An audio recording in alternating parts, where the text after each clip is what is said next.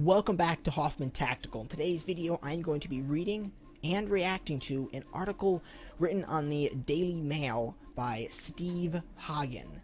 This article is a hit piece on 3D printed guns, so it's a pretty entertaining read, I think, and we're going to go through this line by line and analyze this article and see kind of how much fun we can get out of it. We're going to start with a title and move down from there. A 3D printer is almost all you need to fashion your own firearm.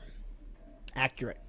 No wonder MI5 boss fears extremists. So right here, they're already making a connection between extremists and 3D printed guns, which isn't really accurate, unless, of course, it depends how you define extremists. Anyone you disagree with, I assume. An MI5 boss fearing people who are 3D printing their own guns is a good thing. Agents in the government should fear people. Then we come down to the subtitle, Welcome to the World of 3D Printed Firearms, where anyone with a mediocre of technological knowledge and a 3D printer costing as little as 200 pounds can make high-grade plastic weapons. Pretty accurate, pretty good subtitle, not a lot of misinformation there, really.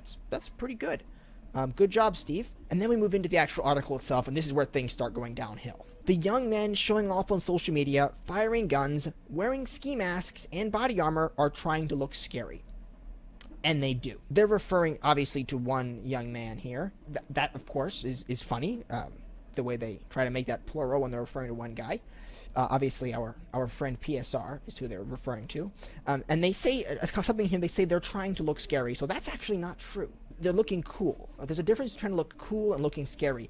I guess if you're British and you don't know what cool is, maybe it looks scary to you. And then moving on to the next line, the really terrifying thing about them is that their state-of-the-art weapons have not been legally bought or even stolen, but they were made in a workshop or in a teenager's bedroom. They're insinuating by saying have not been legally bought. As the reader, I'm really getting the impression that they're referring to how horribly illegal this process is. They're referring to people in the US here. They're not just referring to the UK. They're referring to them as in the young man they mentioned previously. So as if like it's somehow 3D printing guns is incredibly illegal compared to legally buying them. It's actually just as legal.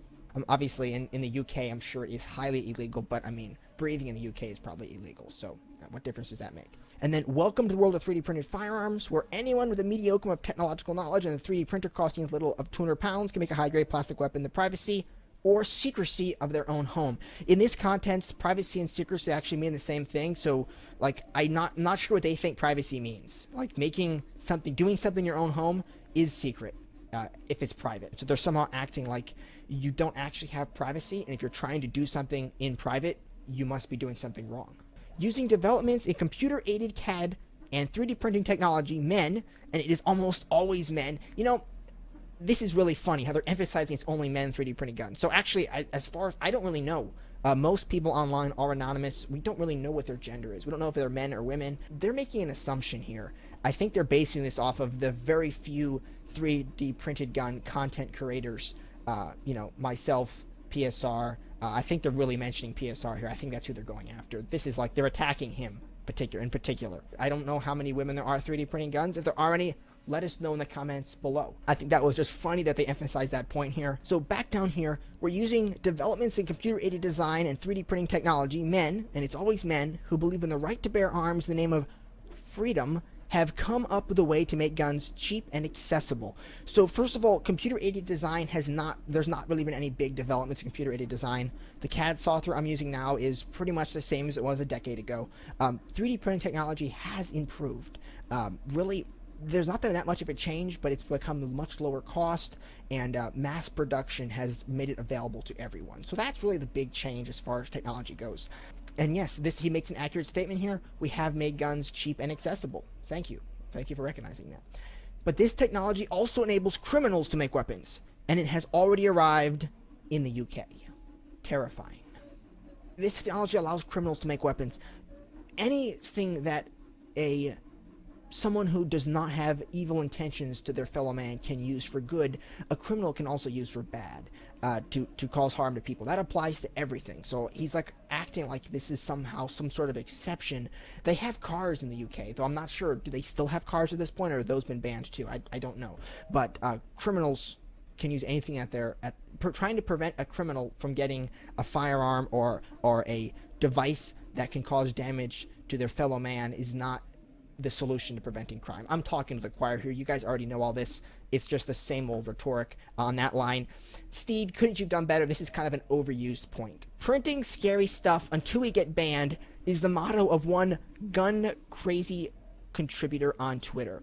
That's my motto on my Twitter account that he's quoting there, and he didn't even give me credit for it. Pathetic. In case you didn't know, that was a bit of satire since I was on Twitter to troll. That's why we have Twitter, right? I assume. So printing scary stuff until we get banned was kind of recognizing the state of censorship in the world today. We get banned just for printing stuff, which is scary. That's funny. And by the way, I'm not gun crazy. I actually do a lot of non-gun stuff. I do gun stuff because it's important and we need to work on it. It's the priority right now, but there's a lot of other stuff I would rather be doing. Print every weapon, says another. I don't know who that is off the top of my head, but they're quoting another one of our gun printing pals on Twitter. Just a few clicks away on your phone or computer, you can watch videos of them shooting high-powered automatic assault rifles and handguns, boasting about their killing power and the number of bullets they can fire. So once again, I'm going to assume they're referring to PSR here, because that seems to be who they always try to attack for some reason, even though I guess because he's effective, he's actually producing content which is good, which is engaging people outside of the community, and they don't like that. So that's like assume why they're going after him, but these statements here are not accurate. High powered, yes, they're relatively high powered as far as small arms go. Automatic, the number of automatic weapons that are shown on YouTube that are 3D printed is very low. They're almost universally semi-automatic, so that's a disingenuous statement. I mean, I guess semi-automatic is automatic, and in Britain they probably have a different convention of that, so maybe we can let them get away with that. I don't know. Assault rifles, Steve, that's lame. That's something we do over here in the US. Try to come up with a different word. And then we have a photograph here. This is a stock photograph. Guys, I hate stock photos. Steve, you need to get original content for everything. Don't get stock photos. This, I believe, is a Halo weapon. I don't even know if it's 3D printed or not. I'm not even sure why it's here. It's just like a random Halo gun prop he got from stock photos. Totally not relevant. He should have put something else there. The young men showing off on social media, firing guns, wearing ski masks, and body armor are trying to look scary, and they do. This, of course, is from, we saw this earlier on in the video. I think it's funny how they emphasize the ski masks and body armor. So we know who they're referring to here, obviously. But I want to know, why are they emphasizing body armor as being a big, evil, bad thing? Body armor is a life-saving measure. And that's something we see a lot. Body armor is like something that, like, if you're wearing body armor, you must be a terrorist, I guess. I mean, tell that to the military. They wear body armor. Then there are the chat rooms, forums, and websites extolling the virtue of state-of-the-art plastic weapons. That's true, yes. We are extolling the virtues of our state-of-the-art weapon systems. We are doing that. Yes, absolutely accurate. Only last week, MI5 Director General Ken McCallum issued a stark warning about a growing number of far-right extremists becoming radicalized from the comfort of their bedrooms. So I love it. They right away, they're trying to make a connection between 3D printed firearms, which is people concerned about their personal freedom, not wanting to be dragged to a gulag or burned alive, or they don't want their children to be dragged away from their homes. These people, that's what people who are printing guns, that's kind of what they're concerned about. They're not concerned about some weird ideology. And they're trying to make the connection between these people and right-wing extremists. Nazis! Well, we're definitely doing things from the comfort of our bedrooms. I don't know if we're becoming radicalized, whatever that means. They are attempting to acquire firearms, whether illegally obtained, homemade, or 3D printed. So these people, these Nazis, are trying to attain weapons for acts of terrorism. And they're looking at any means they can, including 3D printing, to make these weapons. People who are 3D printing guns are doing it to 3D print guns, or because they're actually being attacked by a superior force and they're trying to defend themselves. They're taking like one or two incidents here and they're trying to spread it out and immediately stick it on the entire 3D printed gun movement. I think that's a typical thing. So Steve, you should have done better. That's a typical technique and strategy. Try to come up with something new. Before the pandemic, there is thought to have been just a single seizure of such a weapon in England and Wales. But since January 2021, there have been 21, not including an unquantified but large cache, found by the Metropolitan Police in northwest London last month in the biggest raid of its kind. You know, guys, I hate to break it to you, but the guns you're finding are just the tip of the iceberg. There are so many 3D printed guns in your country that you're never going to get rid of them. It's just going to grow. Terrifying. The reason they're seeing an increase in 3D printed guns is because people are actually printing them. I would like to know how many of these guns are actually used in crimes, or how many of these guns were recovered from people just trying to print a firearm because they found it interesting or because they want a means to defend themselves, and they're then locking those people in little cages because they wanted to defend themselves and weren't actually hurting anyone. So I don't know. I don't have availability to those statistics right now, but I'd like to see them. All of those weapons were not murder weapons. So that was funny. The reason they're seeing an increase in these guns is because they're getting a lot better and it's catching on. Because we're making it catch on and there's nothing you can do. That's why. So that's funny. And last October, an 18-year-old neo-Nazi, we see that word there, Nazi, Matthew Kronjäger, was jailed after trying to get hold of a 3D printed gun or a sawn-off shotgun to kill a former friend. So that's not good, Matthew, if that's what you were really doing. I don't know any details behind this case, but it's a single incident, and he was trying to get a hold of a 3D printed gun or sawn-off shotgun. So I guess we'll have to keep reading, see if we learn more. That's a very inconclusive case. They're trying to blame 3D printed guns for this guy who may or may not have been a neo-Nazi, whatever that means, trying to kill a former friend, allegedly. So they're trying to like piece some stuff together here to blame us for something bad happening. That's a stretch. So what are 3D printed weapons? And then they show a photograph of an FGC9 Mark I. I'm not an expert in the FGC9, so there's probably some stuff I'm missing in this photograph, but it looks like a decent print to me. White and blue, not the best color scheme choice in my opinion, but hey, it looks like he has a OEM Glock mag in there, which is interesting. Not sure where he got that from. Or not OEM, but factory made. Not actually Glock. First, it's important to understand the basics of 3D printing. In the past, okay, that's true. I'm glad he's starting to educate people on how it works, because you have to start with the basics before you can move on to printing quality firearms. In the past, an object might have been molded in multiple parts and then stuck together. But with 3D printing, it is made in one piece inside of a frame, which moving nozzles precisely spray molten material in layers determined by a computer program. I mean, I guess that's kind of a description of 3D printing. The word spray is probably inappropriate here. Okay, I mean, I can go with this. It's a little bit, like, I'm not sure he fully understands the process. In the past, an object might have been molded in multiple parts. Well, we still make things in multiple parts and put them together. And you can... Anyway, I'm not even going to go into it. This is just... Let's move on. This means there are no seams where different components would once have been joined together, making the finished item stronger and more durable. The fact that we can make one-piece items rather than like molding them separately and gluing them together is not why 3D printed firearms work. There's a lot more to it. He's making a weird point here. He shouldn't have got into the weeds. He's not sounding credible by getting into the weeds here. Since 2020, designs for a bewildering array of weaponry have been made available for download from the internet by a small community of obsessives. So people who are passionate about what they do are suddenly obsessives. Maybe you're an obsessive writer. Is that even a bad thing? Maybe we are obsessives. Is being an obsessive a bad thing? I think that's a good thing. I'm not sure why he's using it here in a negative way. It means that anyone with a 3D printer, which are usually about the size of an average home microwave and started around $200, you could have just showed a picture of a 3D printer. That might have been helpful, maybe. A few spools of specialized plastic filament, and I guess it's specialized compared to like weed whacker string, maybe. And a handful of metal parts that can be bought on the dark web can make a gun. In England, I guess you can buy parts on the dark web. If so, that's super cool.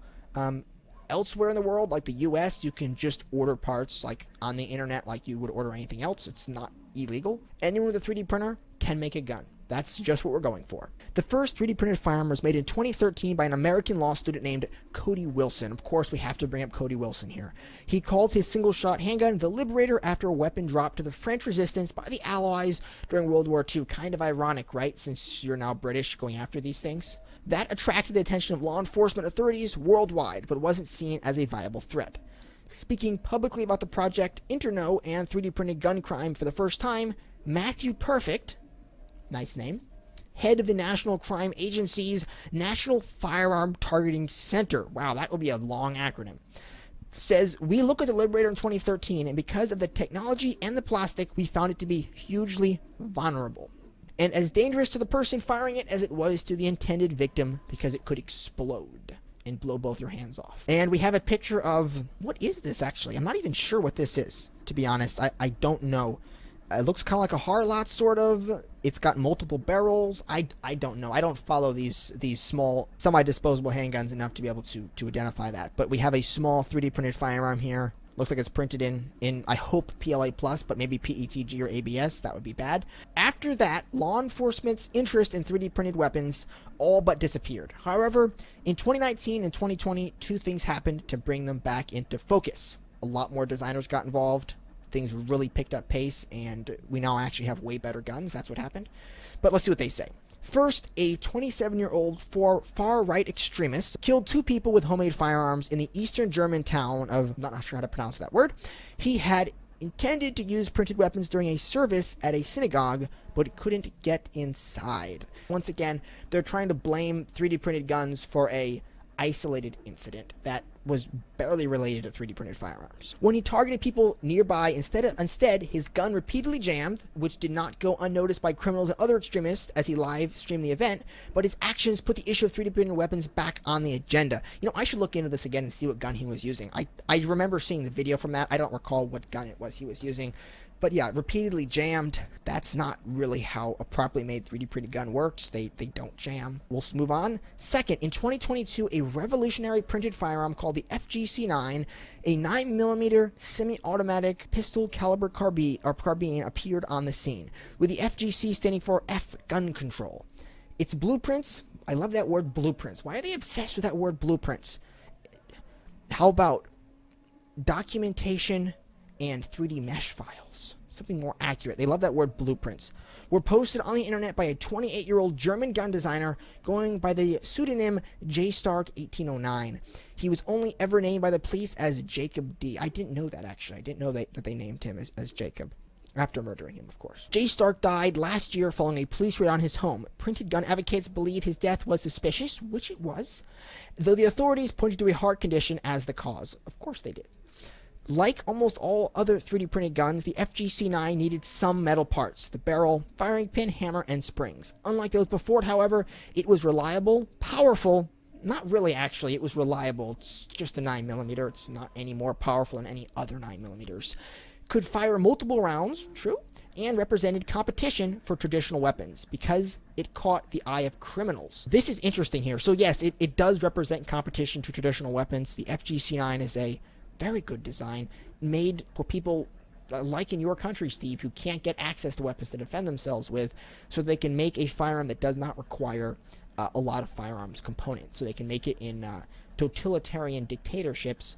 Well, dictatorship is not a fair word to use, but totalitarian systems like the UK, they can actually make this firearm if they can find ammo, which there's ways of doing it. They're immediately trying to say that it represents competition for traditional weapons because it caught the eye of criminals. You know, I wonder how many criminals the FGC9 actually caught the eye of. It's actually caught the eye of freedom fighters and good people around the world, not criminals. Criminals aren't normally that sophisticated. I don't know. I haven't seen 3D printed guns used in very many crimes to date. Of all the 3D printed weapons seized in the UK, the FGC9 has been the most prevalent. Yeah, maybe because it's the best. Followed by a single-shot handgun called the PG-22. After the FGC9's appearance, the NCA, I believe that's the national, we saw it up above, I'm not going to go back. The NCA, just insert Gestapo, began a review of the 3D printed landscape and decided it merited more attention. Computer-aided design has become much more advanced in terms of the technology behind the blueprints and the 3D printers, says Mr. Perfect, who set up the review. And printers had become so much more accessible and cheaper. They're saying CAD software has become much more advanced, allowing the blueprints to be better. All of this 3D printed gun stuff could have been done in 2005 as far as CAD. All the design software was there. It was plenty good to do 3D printed guns. Everything here could be done. It just it just wasn't time yet. People weren't doing it yet. 3D printers have gotten cheaper and more available. That is the technology factor driving this. Not sure why they're harping on CAD so much. Yeah, they need to understand how it works before they start trying to figure it all out. Just start with the basics, guys, and kind of maybe try to design your own gun. Maybe you'll learn a lot how to stop it. On top of that was the pandemic, where lockdowns meant people had more time alone when designers of 3D printed weapons had little else to do. Who was the one instigating the lockdowns? Can't blame 3D printed gun people for that. When we looked at the overall analysis, it was clear that with 3D printing, you could now make a good automatic submachine gun, which is what the FGC9 is. So far, we have identified 114 designs of viable printed weapons. Mr. Perfect says that while producing a working 3D printed gun is not easy for the average person and required much trial and error, you would not have to be an expert in CAD to make one. CAD knowledge is not needed because people like Jay Stark put in the time to develop the designs for these firearms that people around the world can now use. So no, CAD software is not needed. And then we have a picture here of one of Ivan's Plastikovs. I think they picked a picture of one that has a cracked receiver.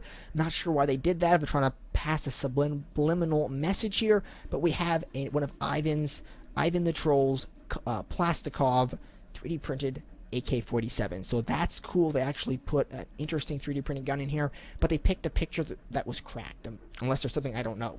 Though the metal parts must be acquired to use your 3D printed weapon, and I found them readily available on the mainstream internet and the dark web, a matrix of encrypted websites that can be used with complete anonymity. Anonymous. So they don't like people being anonymous. They want to watch everything you do. Ammunition is available there too, but before he died, Jay Stark posted guidance on how to make your own. Yeah, actually, there is a guide on that if you want to check it out. The Mail is not naming the websites and social media groups that provide access to firearms blueprints, but I found them and downloaded 3D printed instructions for 3 weapons. So I think it's funny, they're not going to link, even though with just some quick Google searches you can find them, but they're not going to add to the problem. The 3 guns which they downloaded were really interesting. The first one was the Glocknovsky, a double-barreled handgun. Terrifying. The Plastikov V3, an automatic rifle similar to the AK-47. Actually, it is an AK-47, but okay. And the Stingray FGC9 Mark II, an updated version of the FGC9. Yeah, the Stingray is actually a really cool gun, so at least they got that run right. I think it's funny that the double-barreled Glock, the Glocknovsky, actually made it into an article like this. That was a meme gun. It means it's a gun that's made as a joke. It's not designed to be a practical weapon, and it's definitely not twice as deadly as a normal Glock, if you ever shot one. But they put it in here as if it's like it catches their eyes. Don't they know better?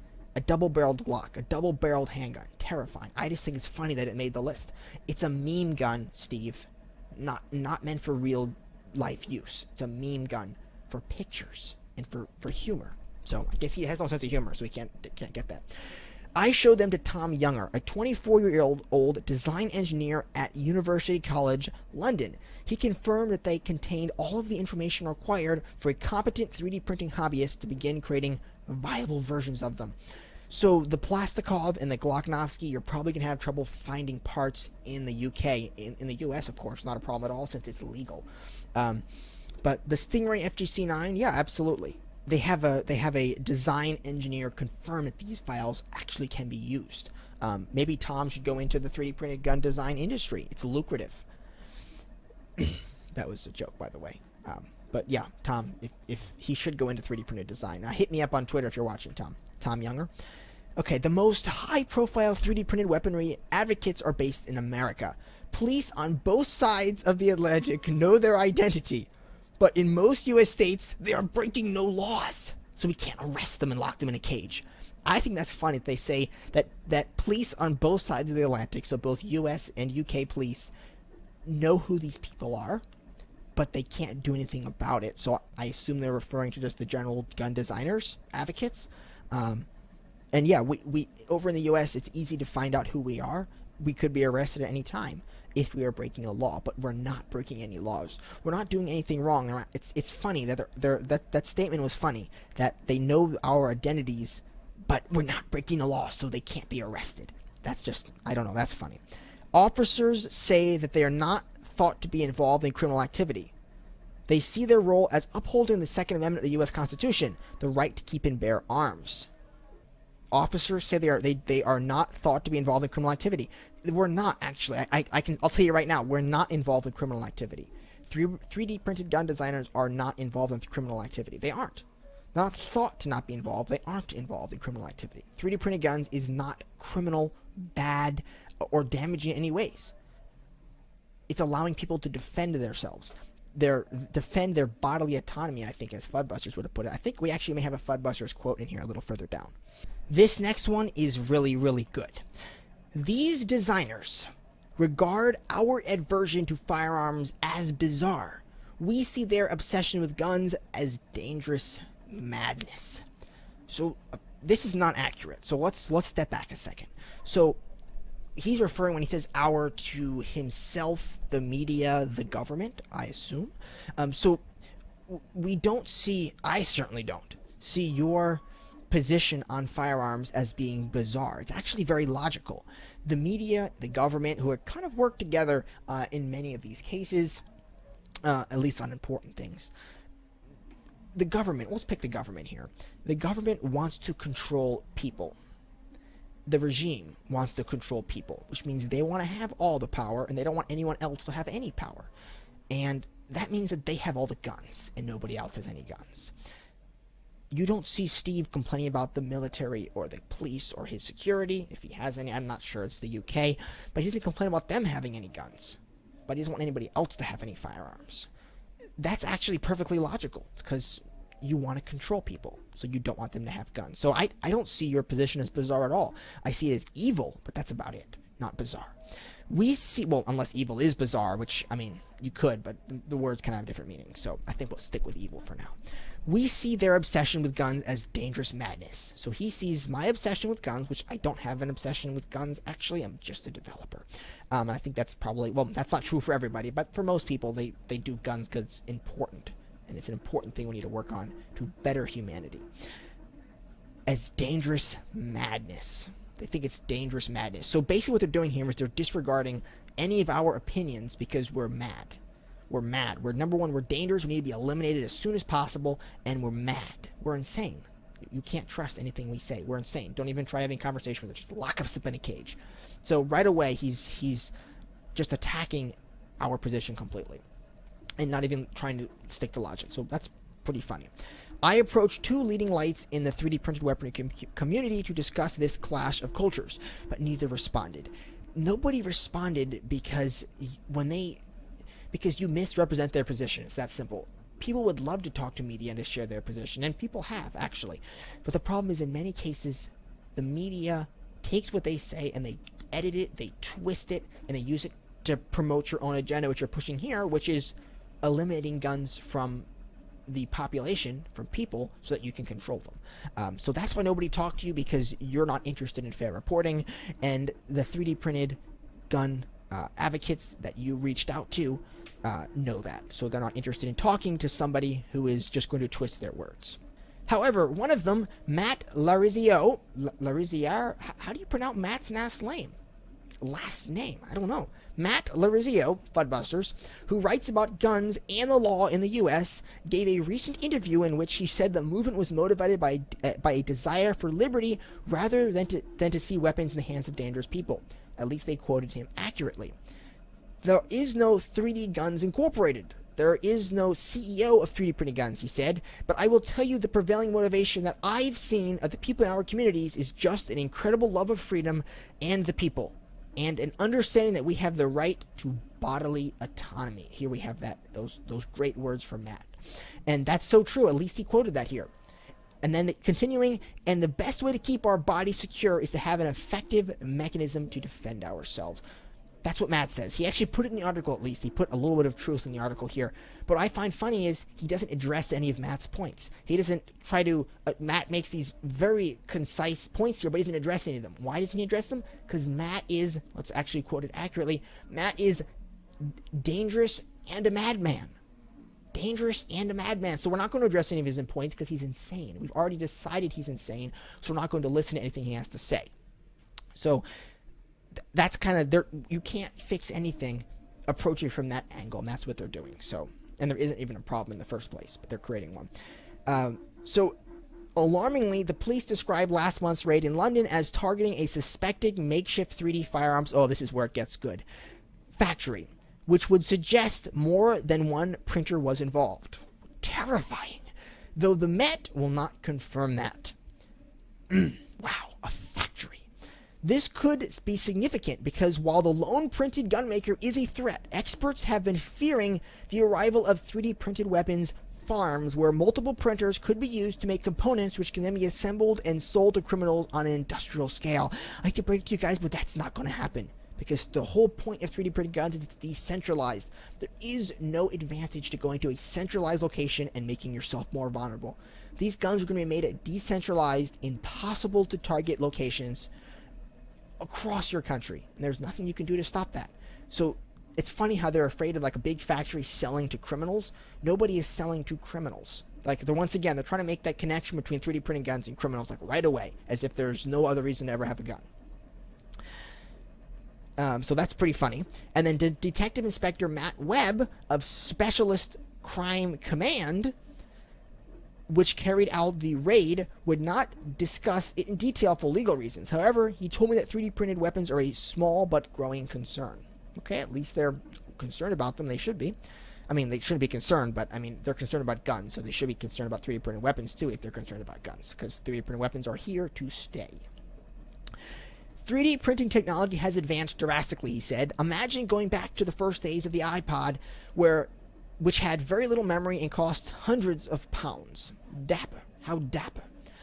Now I can buy a smartphone with a vastly improved memory that can play music, make phone calls, surf the web, and take pictures, all for less money.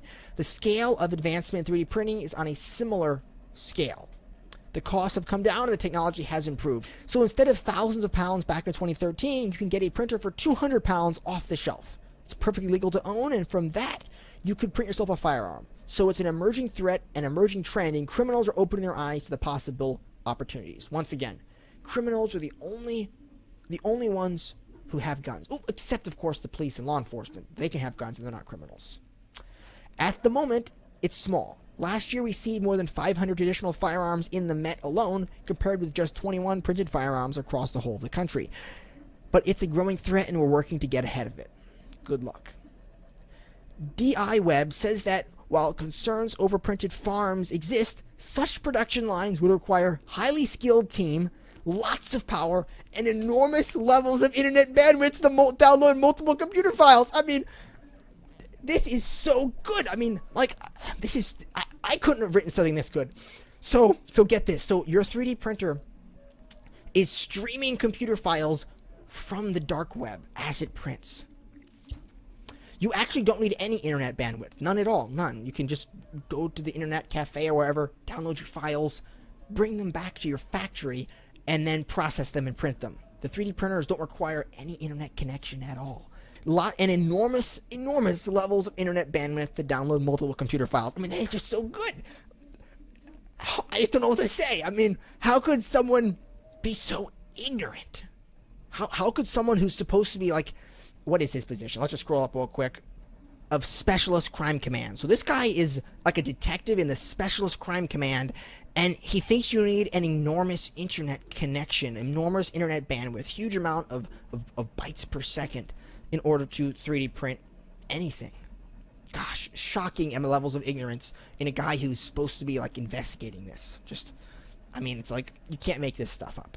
And though criminals are taking more of an interest in printed guns, terrorists seem to have been put off so far by the 2019 attack in East Germany when they repeatedly failed. So there's no evidence of terrorists having any interest in 3D printed guns. So he's like, they're just trying to make a random connection to terrorists to 3D printed guns. They're just putting it in there just because they can, even though there is no connection. And they've been put off by the 2019 attack in East Germany. He doesn't know that. Terrorists aren't that dumb. If they even existed in real life. Terrorists aren't that dumb. This terrorist that I assume he's talking about. So one attack didn't work, so suddenly they think 3D printed guns don't work? I don't think anybody else is falling for that, so I'm not sure why he made that weird connection. Dr. Rajan Basaria, a senior research fellow at the International Center for the Study of Radicalization at King's College London, that's a mouthful, has been following extremist-related cases of has been following extremist-related cases in which 3D printed firearms were either used or seized. That's the important one. He says that there have been only 12 across the whole of Europe. all but one of which involve far-right extremists. That far-right extremist thing again. The Nazis, so scary. Which is just a label they put on people they disagree with. I mean, I don't like actual Nazis, obviously, but this is a label they're using for propaganda reasons. Printed weapons seem to have captured the imagination of far-right terrorists, but not Islamist extremists, he says. They haven't mentioned printed guns once. Those harmless Islamist extremists aren't that bad. So I'm not sure why he even said this. I actually am not sure why he put this in here. I don't know how that's remotely relevant. Is he trying to defend Islamist immigrants coming into the country and committing crimes? I don't know. I'm not sure. Instead, criminals are taking an interest. Criminals, not terrorists. So terrorists aren't criminals. So that's like a different, separate group. Okay. The FGC-9 is at a level where it has gained let's see, where did I go? Gained an appeal among criminals because it seems a pretty cool gun to have. It's futuristic, cutting edge. That's true, but not among criminals. People print the FGC-9 because it is a pretty futuristic, cutting edge, and cool gun. So people who think it's cool are suddenly criminals. I'm just a little confused by, like, he's saying criminals are taking interest because it's cool. I think these people are criminals because of the fact that they have an FGC-9, not because they actually did anything wrong or hurt anybody. People are taking interest in these guns, and then they're turning them into criminals because they have a gun because they live in a draconian country like the UK. Dr. Basaria says one deterrent approach might be to ask internet service providers to block access from the UK to sites offering printed gun downloads and instructions. If internet service providers can block access to sports websites showing illegal football streams, why aren't they doing the same for these? So he wants to censorship. Okay, I mean, it's what you would naturally do in a totalitarian environment, so it's what they do best, so go right ahead. The Met's DI Web said police would like to see politicians make it an offense to download CAD files capable of being used to make printed weapons, and he warned that printing them could result in lengthy prison sentences. So they want to put people in prison for having a file with no intention of doing anything criminal, or let me rephrase that, with no intention of causing any other human harm. They don't want to hurt anyone. They just have some files, which maybe they might or might not want to print a firearm to defend themselves with. Just having a file, they're going to lock you in a cage for that. Like that's at all good. Not what happens in a free country, I can tell you.